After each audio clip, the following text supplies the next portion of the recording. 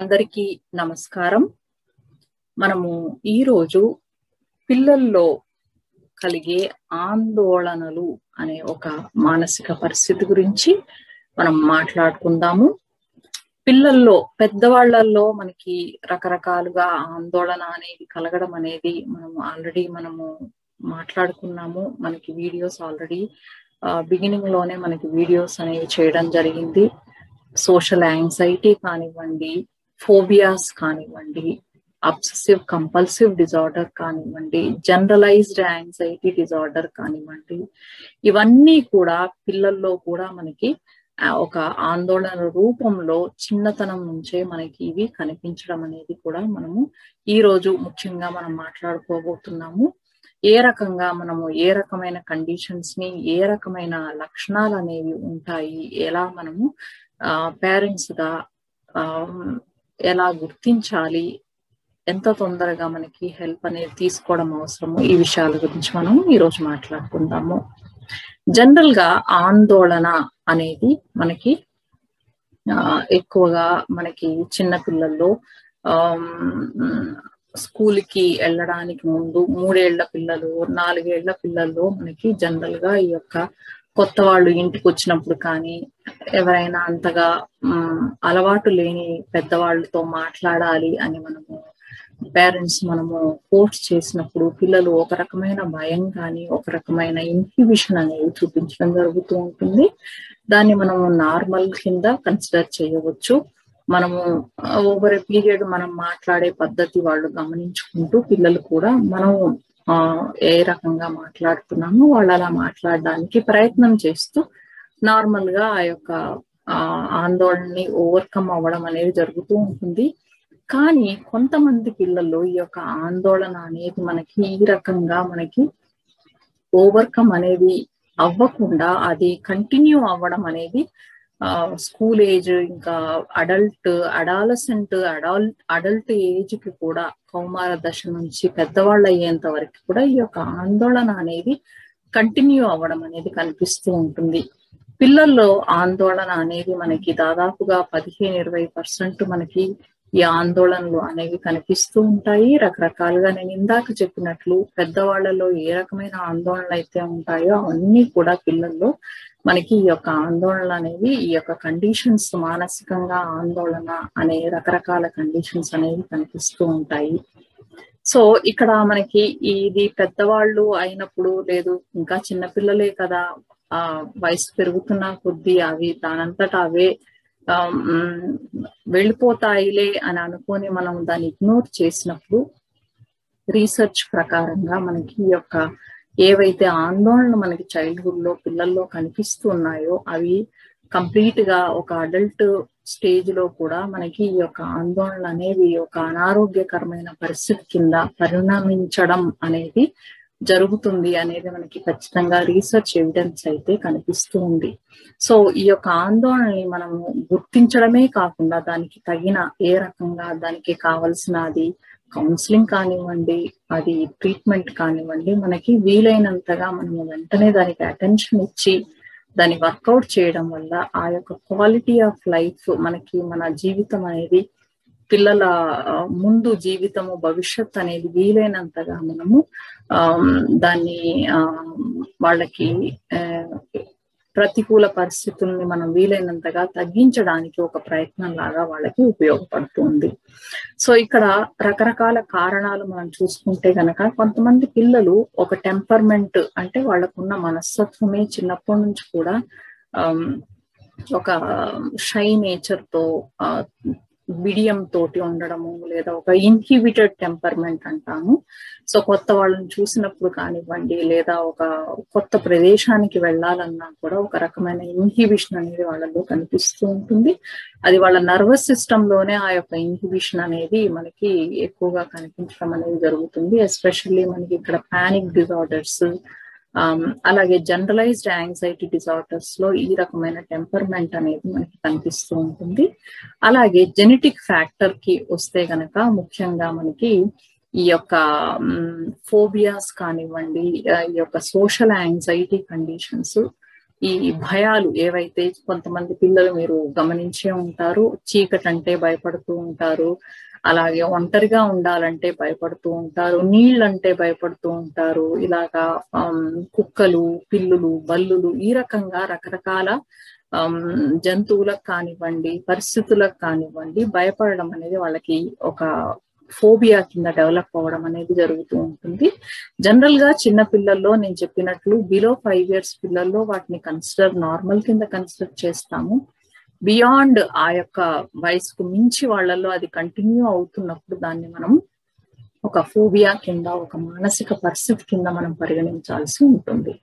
So ఇంకా మనము factors, ఇంకా కారణాలు ఏంటని చూసుకుంటే, ఒకటి టెంపర్మెంట్ అనేది ఒకటి, ఇంకా అలాగే మనకి జెనెటిక్ ఫ్యాక్టర్స్, అలాగే ఇంకా మనకి పేరెంటల్ రేరింగ్ ప్రాక్టీసెస్ అంటాం. అంటే మనము యాజ్ పేరెంట్స్ గా కుటుంబ వాతావరణం ఏదైతే ఉందో ఆ కుటుంబ వాతావరణంలో ఓవర్ కంట్రోల్ చేయడము పిల్లల్ని, లేదా అథారిటేరియన్, మనము ఈ యొక్క హెల్తీ హ్యాబిట్ ఫార్మేషన్ అనే వీడియోలో మనము పేరెంటింగ్ స్టైల్స్ గురించి వివరంగా మాట్లాడుకున్నాము. సో ఇక్కడ అథారిటేరియన్ పేరెంటింగ్ అనే ఒక పేరెంటింగ్ స్టైల్లో పేరెంట్స్ కొంచెము రిజిడ్ గా రూల్స్ ఏర్పరచడము, పిల్లలకి ఏ మాత్రము కొద్దిగా అనుకూలంగా లేకుండా రిజిడ్ గా రూల్స్ ఏర్పరచడము, ఈ రకంగా ఓవర్ స్ట్రిక్ట్ గా ఉండడము అనేది ఒక రకమైన పేరెంటింగ్. అలాగే ఇంకా ఓవర్ ఇంటెలిజెంట్ అంటాం. ఇక్కడ అసలు ఏ రూల్స్ లేకుండా పిల్లలు ఏది చెప్తే అదే రూల్ కింద అనేది జరగడం అనేది ఓవర్ ఇంటెలిజెంట్ పేరెంటింగ్ కింద చెప్పుకున్నాము. అలాగే ఓవర్ ప్రొటెక్టివ్ పేరెంటింగ్, వేర్ ఇక్కడ మనము ఎస్పెషల్లీ పిల్లలకి ఏదైనా హెల్త్ ప్రాబ్లమ్స్ వచ్చినప్పుడు, చిన్నగా ఉన్నప్పుడు ఏ రకమైన ఫిజికల్ గా కానివ్వండి, లేదా ఏదైనా కొంచెము హెల్త్ ప్రాబ్లమ్స్ అనేది చిన్నప్పటి నుంచి ఉన్నప్పుడు ఒక రకమైన ఓవర్ ప్రొటెక్షన్, ఏమీ అనకూడదు, సెన్సిటివ్ గా డెవలప్ చేయడము, ఎపిలెప్సీ ఈ రకమైన ప్రాబ్లమ్స్ ఉన్నప్పుడు కూడా మనం పిల్లల్ని కొంచెం ఓవర్ ప్రొటెక్ట్ చేయడం వల్ల కూడా మనకి ఈ యొక్క యాంగ్జైటీ అనేది, మనకి ఈ యొక్క ఆందోళనలు అనేవి పిల్లల్లో డెవలప్ అయ్యే ఛాన్సెస్ అనేవి ఎక్కువగా కనిపిస్తున్నాయి. అలాగే మనకి ఇంకా చూసుకుంటే ఏదైనా ట్రామాటిక్, ఏదైనా ఎదురు దెబ్బ తగిలినప్పుడు, ఏదైనా చాలా యాంగ్జైటీకి లోనయ్యే పరిస్థితి పిల్లలు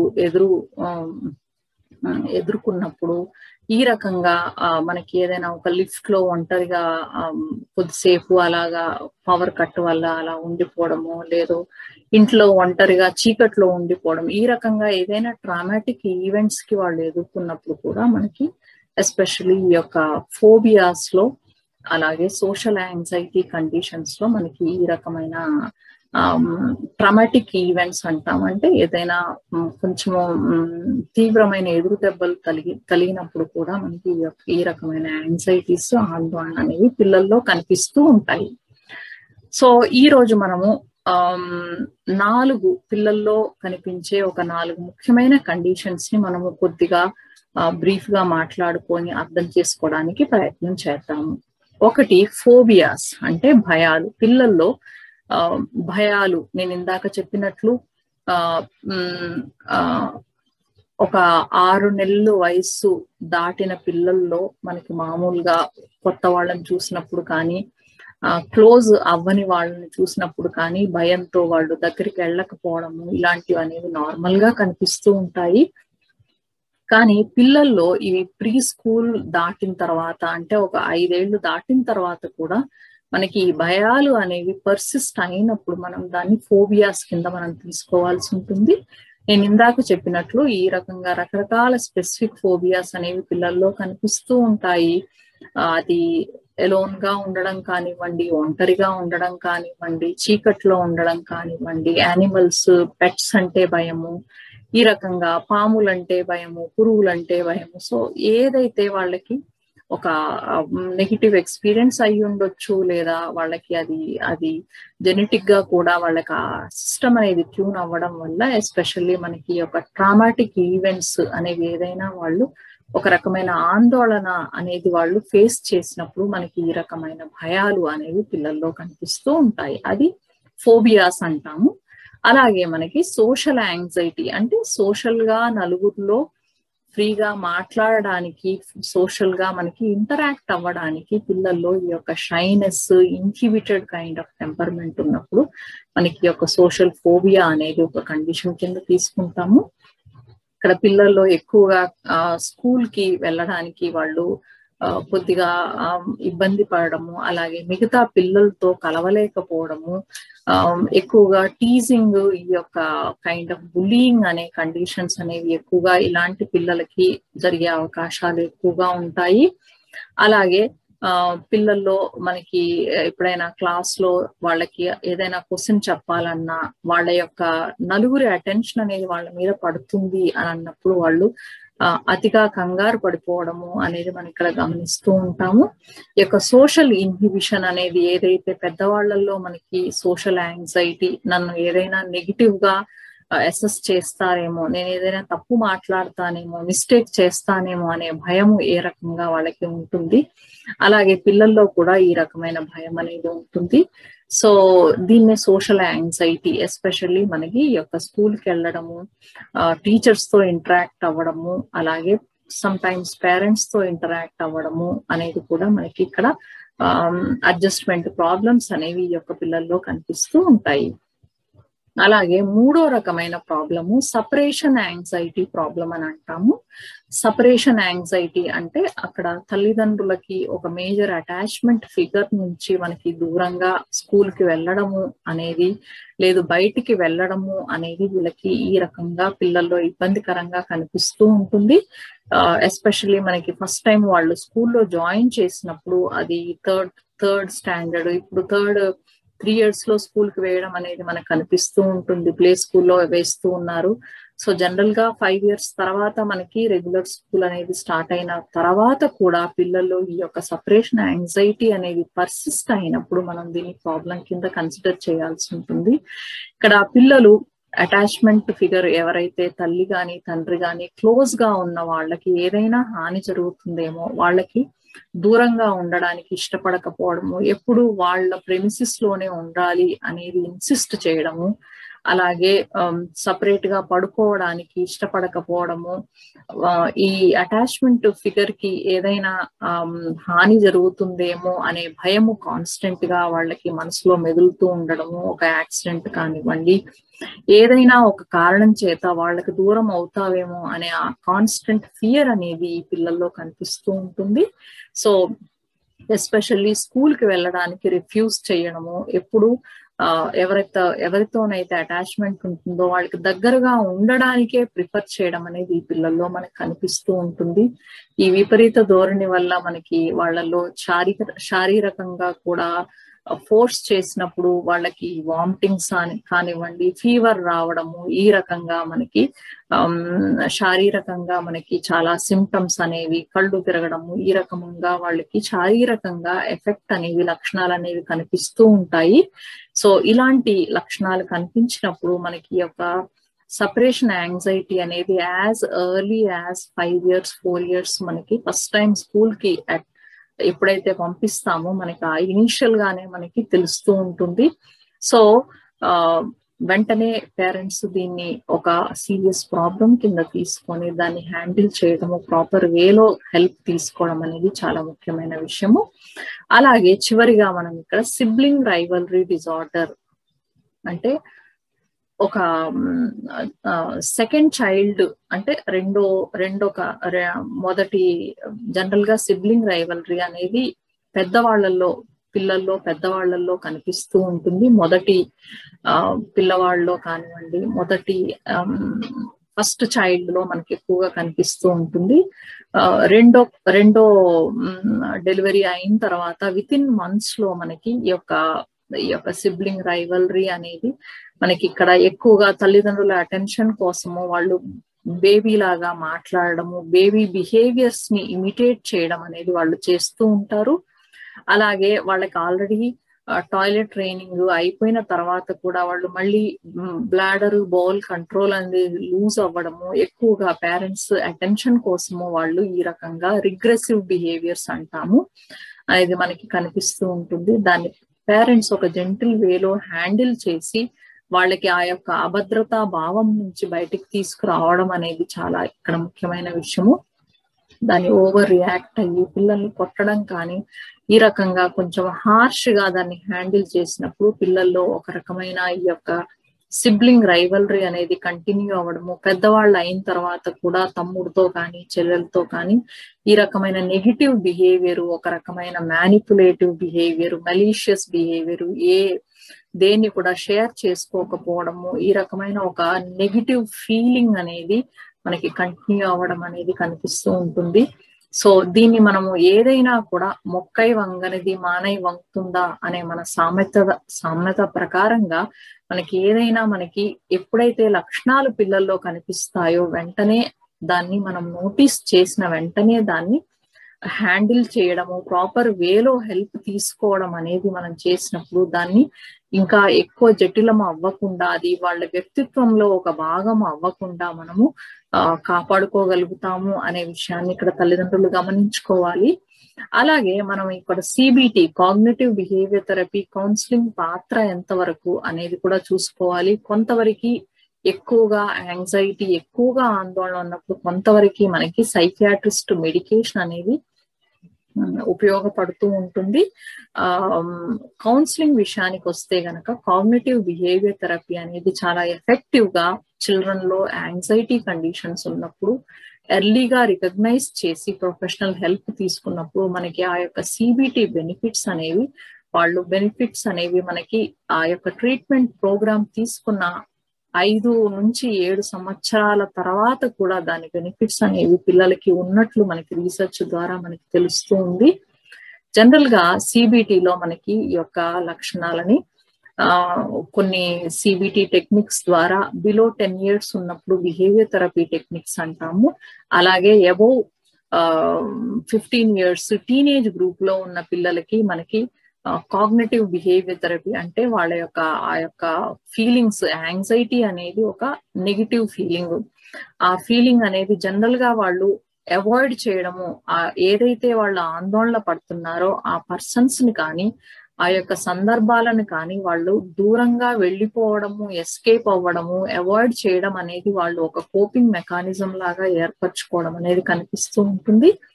అది తల్లిదండ్రుల్లో కూడా ఒకవేళ తల్లికి కానీ తండ్రికి కానీ ఈ యొక్క యాంగ్జైటీ అనేది ఒక ప్రాబ్లం గా ఉన్నప్పుడు మనకి ఇక్కడ పిల్లలు కూడా అదే పద్ధతి అనేది ఆ అవాయిడింగ్ బిహేవియర్ ని ఫాలో అవ్వడం అనేది జరుగుతూ ఉంటుంది. సో మనం ఏదైనా అవాయిడ్ చేసినప్పుడు దాని యొక్క ఎఫెక్ట్ అనేది లాంగ్ టర్మ్ గా మనకి కనిపిస్తూ ఉంటుంది. అవాయిడ్ చేయడం కంటే పిల్లల్ని ఒక సిస్టమాటిక్ ప్రోగ్రామ్ ద్వారా ఏ రకంగా వాళ్ళని ఎక్స్పోజ్ చేయాలి, ఎలా ఈ భయాన్ని మనము ఓవర్కమ్ అయ్యేలాగా వాళ్ళని ప్రిపేర్ చేయాలి అనేది మనకి ఈ యొక్క సిబిటిలో మనకి ఒక సిస్టమాటిక్ పద్ధతుల ద్వారా, సైంటిఫిక్ పద్ధతుల ద్వారా మనకి పేరెంట్స్ ని ఇన్వాల్వ్ చేసి మనకి ఈ యొక్క పద్ధతి అనేది టైలర్ మేడ్ ప్రోగ్రామ్ అనేది కండిషన్ ని బట్టి, ఆ యొక్క యాంగ్జైటీ కండిషన్ ని బట్టి డిజైన్ చేయడం అనేది జరుగుతూ ఉంటుంది. జనరల్ గా పేరెంట్స్ ని కూడా ఇన్వాల్వ్ చేయడము, ఆ యొక్క హోమ్ ఎన్విరాన్మెంట్ లో, కుటుంబ వాతావరణంలో కూడా మార్పులు,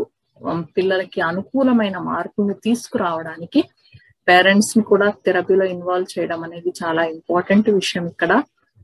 అలాగే ప్రాబ్లమ్ సాల్వింగ్ అయినా లేదు వాళ్ళలో ఉండే పేరెంట్స్ కిను పిల్లలకి మధ్యలో ఉండే కమ్యూనికేషన్ ఏదైతే ఉందో దాన్ని మనము వర్క్ చేయడం అనేది ఈ యొక్క సిబిటి ప్రోగ్రామ్ లో చేస్తాము. మనకి సిబిటి ప్రోగ్రామ్ అనేది యాంగ్జైటీ కండిషన్స్ లో చాలా చాలా ఎఫెక్టివ్ గా పనిచేస్తుంది. దయచేసి పేరెంట్స్ పిల్లల్లో ఈ రకమైన ఆందోళనని గమనించినప్పుడు వీలైనంత త్వరగా దాన్ని ప్రొఫెషనల్ నోటీస్ కు తీసుకురావడము, దానికి తగ్గట్టుగా వాళ్ళకి ట్రీట్మెంట్ అనేది ఇప్పించడం అనేది చాలా ముఖ్యమైన విషయము అని గమనించాల్సిందిగా నేను ఇక్కడ కోరుకుంటున్నాను. సో ఇది మనకి ఈ వారంలో మనకి ఈ యొక్క రకరకాల ఆందోళనలు పిల్లల్లో కనిపించేవి, దానికి ఏ రకంగా లక్షణాలు ఉంటాయి, దాన్ని ఏ రకంగా మనం గుర్తించి వీలైనంత త్వరగా మనము హెల్ప్ తీసుకోవాలి అనే విషయం గురించి. వచ్చే వారము చాలా ముఖ్యమైన ఒక విషయము ఇంటర్నెట్ అడిక్షన్. ఇప్పుడు గత సంవత్సర కాలంగా మనకి ఈ యొక్క పిల్లలు స్కూల్కి వెళ్ళే అవకాశం లేకపోవడం అనేది చాలా విషాదకరమైన విషయము. దీనివల్ల కూడా మనకి చాలా రకమైన ఇబ్బందులు అనేవి మనకి కనిపిస్తూ ఉన్నాయి. ముఖ్యంగా ఈ యొక్క ఇంటర్నెట్ అడిక్షన్ అనేది చాలా ఎక్కువగా మనకి ఇక్కడ పిల్లలు ఎక్కువగా థెరపీకి రావడం అనేది ఇప్పుడు ప్రెసెంట్ గా మనకి ఇక్కడ కనిపిస్తూ ఉంది. ఈ యొక్క ఇంటర్నెట్ అడిక్షన్ వల్ల ఏ రకమైన లక్షణాలు అనేవి కనిపిస్తాయి, ఎలా దీన్ని మనము ఫేస్ చేయాలి, దీన్ని ఏ రకంగా మనం హ్యాండిల్ చేసుకోవాలి, ఈ విషయాన్ని మనము వచ్చే వారం ఎపిసోడ్ లో మాట్లాడుకుందాము. సో ఈ వారం ఎపిసోడ్ మీకు ఎంతో కొంత ఉపయోగకరంగా ఉంటుంది అనే ఉద్దేశంతో నేను సెలవు తీసుకుంటున్నాను.